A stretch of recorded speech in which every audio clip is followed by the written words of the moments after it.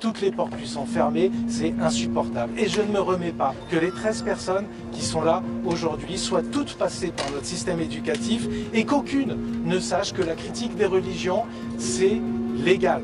Et ça n'a rien à voir avec du racisme. Non, pas du tout. À la fin, peut-être que certainement pas là. Il est la gentillesse de nous laisser passer.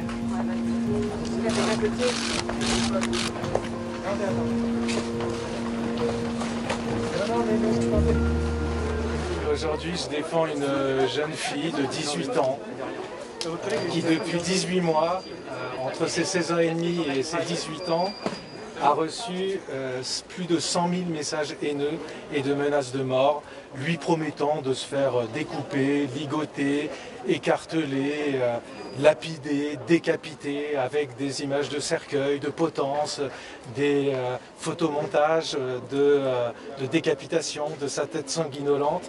Alors moi je m'y fais pas, moi je m'en remets pas.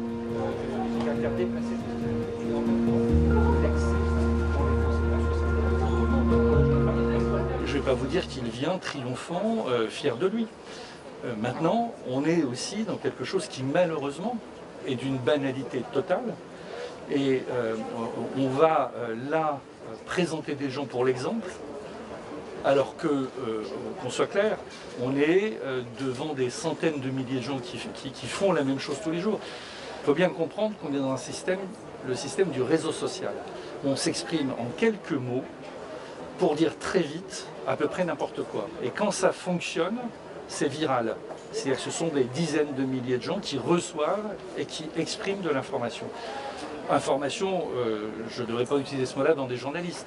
Ce sont des réactions qui sont des réactions très primaires.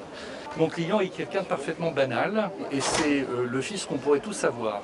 Ni mieux, ni plus mal. Il se trouve dans l'état d'esprit de quelqu'un qui a fait une bêtise et qui prend la mesure de ce qui est passé par ses doigts sans passer par sa tête. On pense que parce qu'on est caché derrière son écran sous des pseudonymes, on peut écrire n'importe quoi, en général des messages qui commencent par sale quelque chose, et le quelque chose en question est bien homophobe et bien sexiste. Aujourd'hui, ces personnes-là vont être à visage découvert. Et c'est un message qu'il faut faire passer. On ne peut pas menacer de mort, on ne menace pas de mort. Et quand on menace de mort, eh bien, il peut y avoir des perquisitions, des gardes à vue, des passages devant le tribunal et des condamnations. Et si ce message passe, alors peut-être qu'il y aura moins de nouvelles Mila à l'avenir. Ce n'est pas qu'un problème judiciaire ou policier, il faudrait que les autres institutions aussi se remettent en cause, il faudrait qu'on arrête de sanctionner les victimes et de ne rien faire pour leur bourreau.